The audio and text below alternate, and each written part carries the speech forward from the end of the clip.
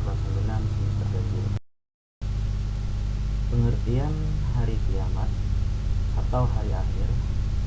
Apa yang dimaksud dengan hari akhir? Menurut istilah, hari akhir adalah hari hancurnya alam semesta secara total, termasuk isinya dan berakhirnya kehidupan semua makhluk Allah Ta'ala. Adapun pengertian iman kepada hari akhir adalah percaya dengan penuh keyakinan bahwa hari akhir itu ada dan akan terjadi, serta adanya kehidupan yang kekal abadi di akhirat kelak. Hari kiamat menurut Al-Quran dibagi menjadi dua, yaitu yang pertama kiamat kubro atau kiamat besar, yang kedua kiamat sugro atau kiamat kecil. Kiamat sugro atau kiamat kecil menurut bahasa kiamat sugro adalah datangnya kematian atau kerusakan bagi setiap makhluk hidup, dan menurut istilahnya adalah datangnya kematian yang menimpa setiap manusia.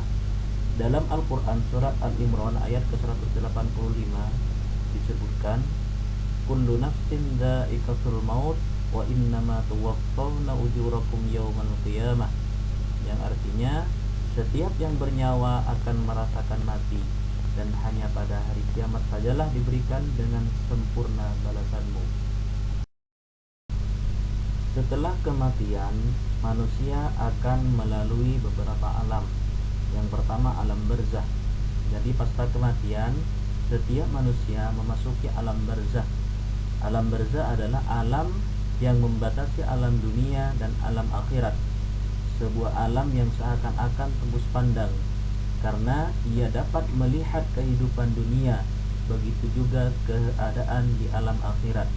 Di alam ini, setiap manusia akan menunggu sampai terjadinya kiamat kubro. Di alam barzah atau alam kubur ini, setiap manusia mendapatkan kejadian yang harus dihadapi, yaitu yang pertama, pertanyaan kubur. Beberapa pertanyaan yang diajukan oleh malaikat Mungkar dan Nakir antara lain tentang Rob atau Tuhan, agama, nabi, imam, dan kiblatnya. Kejadian yang kedua yaitu nikmat dan siksa kubur.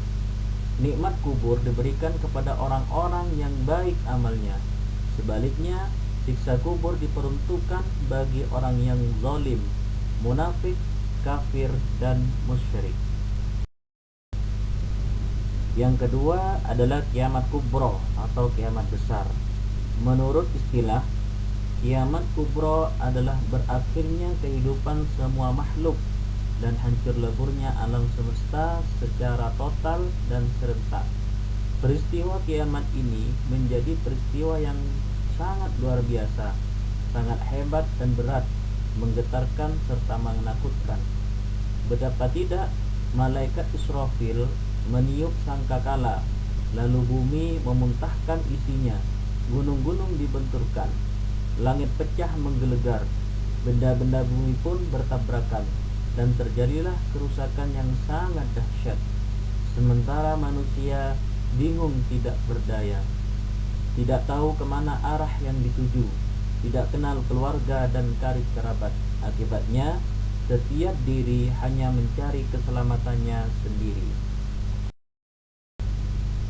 Periode hari akhir.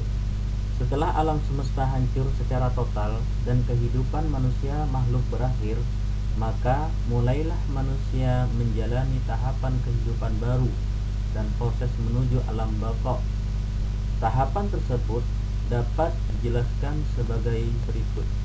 Yang pertama, manusia akan melalui tahapan yaumul ba'ats, adalah proses dibangkitkan seluruh makhluk dari alam kuburnya, yaitu alam barzah. Peristiwa ini terjadi setelah hancur dan musnahnya alam semesta termasuk manusia. Bisa dilihat di dalam Quran surat Al-Mujadalah ayat yang ke-6. Periode yang selanjutnya, manusia akan melalui yaumul hasr atau alam mahsyar. Tahapan selanjutnya adalah yaumul hasr, yaitu proses berkumpulnya manusia setelah dibangkitkan dari kuburnya yaitu alam barzakh. Lalu seluruh manusia akan menuju sebuah tempat yang luas, yaitu padang mahsyar. Firman Allah dalam Al-Quran surat Al-Kahfi disebutkan, wa yawma nusayyirul jibala wa taral arda barizatan wa hasyarnahum falam tughadir minhum ahada.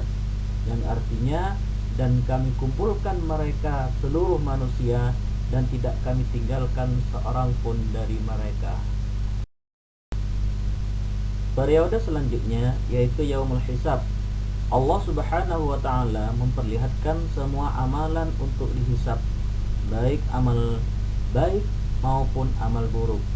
Setiap dosa yang dilakukan akan dihisab atau dihitung dengan sangat teliti. Setelah dihitung, maka setiap manusia di alam mahsyar akan memperoleh buku catatan amal yang sudah dicatat malaikat raqib dan atid, yang berisi semua perbuatan dan perilaku manusia saat hidup di dunia. Allah berfirman di dalam surat Al-Kahfi ayat ke-49, wa wudi'al kitabu fataral mujrimina musfiqina mimma fihi wa yaquluna ya waylatana ma li hadzal kitab la yughadiru saghiratan wala kabiratan illa ahsaha wa wajadu ma 'amilu hadiran wa la yadlimu rabbuka ahada. Yang artinya, dan diletakkanlah kitab atau catatan amal, lalu engkau akan melihat orang yang berdosa merasa ketakutan terhadap apa yang tertulis di dalamnya, dan mereka berkata, betapa celakanya kami, kitab apakah ini? Tidak ada yang tertinggal, yang kecil dan yang besar, melainkan tercatat semuanya, dan mereka dapati semua apa yang telah mereka kerjakan tertulis, dan Tuhanmu tidak menzalimi seorang pun. Periode selanjutnya, manusia akan melalui yaumul mizan. Yaumul mizan yaitu timbangan yang adil tentang kebajikan dan keburukan setiap manusia. Amal setiap orang ditimbang, dan tidak ada seorang pun yang diuntungkan ataupun dirugikan karena proses dari penimbangan tersebut. Periode selanjutnya, manusia akan melalui as-sirat. Makna dari as-sirat yaitu jembatan yang membentang di antara dua tepi neraka menuju surga. Mudah atau sulitnya melewati as-sirat tergantung amal perbuatan setiap manusia, termasuk hasil timbangan yang diperolehnya. Rasulullah SAW bersabda, yang artinya terbentanglah jembatan atau as-sirat itu di antara dua tepi neraka jahanam. Hadis riwayat Muslim. Periode selanjutnya yaitu yaumul fasl. Yaumul fasl adalah keputusan Allah Subhanahu wa taala terhadap nasib orang-orang beriman dan orang-orang kafir di akhirat kelak, sehingga menjadi jelas manusia yang beruntung dan celaka. Firman Allah Subhanahu wa taala di dalam surat Al-Mursalat ayat ke-14 dan 15, wa ma adraka ma yaumul fasl wailu yawma idzil lil mukadzibin. Artinya, dan tahukah kamu apakah hari keputusan itu? Celakalah pada hari itu bagi mereka yang mendustakan kebenaran. Periode selanjutnya yaitu yaumul jaza. Yaumul jaza adalah hari pembalasan atas segala amal manusia ketika hidup di dunia. Yang beramal baik mendapatkan balasan baik, yaitu surga, sedangkan yang beramal buruk akan mendapatkan balasan yang buruk, yaitu neraka.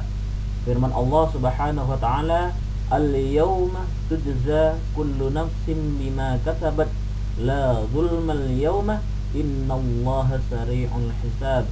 Yang artinya, pada hari ini setiap jiwa diberikan balasan sesuai dengan apa yang telah dikerjakannya. Tidak ada yang dirugikan pada hari ini. Sungguh Allah sangat cepat perhitungannya. Quran surat Al-Ghafir ayat ke-17. Baik anak-anak, kadang ada pertanyaan kapan terjadinya kiamat. Tentang datangnya hari kiamat, maka tidak ada seorang pun yang mengetahui, baik malaikat, nabi maupun rasul. Masalah ini adalah perkara gaib dan hanya Allah Subhanahu wa taala sajalah yang mengetahuinya. Adapun tanda-tanda Allah dan Rasulnya telah mengabarkan di antara tanda-tanda kiamat, yaitu yang pertama, terbitnya matahari dari arah barat. Yang kedua, munculnya Al-Masih Dajjal. Yang ketiga, turunnya Nabi Isa alaihissalam. Yang keempat, keluarnya Ya'juj dan Ma'juj. Yang kelima, diangkatnya ilmu dan fenomena kebodohan. Yang keenam, berlomba-lomba menghiasi masjid. Yang ketujuh, ditiupnya sangkakala, dan masih banyak lagi yang lainnya. Selanjutnya adalah perilaku yang mencerminkan iman kepada hari akhir. Yang pertama, membiasakan hidup berhati-hati, karena sekecil apapun perbuatan akan dimintai pertanggungjawabannya. Yang kedua, tidak menunda-nunda amal soleh. Yang ketiga, segera bertaubat apabila berbuat salah atau dosa sebelum ajal tiba. Yang keempat, menyadari bahwa hidup ini hanya sementara. Kemudian yang kelima, yaitu ikutilah aturan Allah Subhanahu wa taala dan Rasulullah sallallahu alaihi wasallam jika tidak ingin mendapatkan azab di akhirat yang sangat pedih dan abadi. Selanjutnya, apa saja hikmah ketika kita beriman kepada hari akhir? Yang pertama, sebagai motivasi untuk berbuat baik.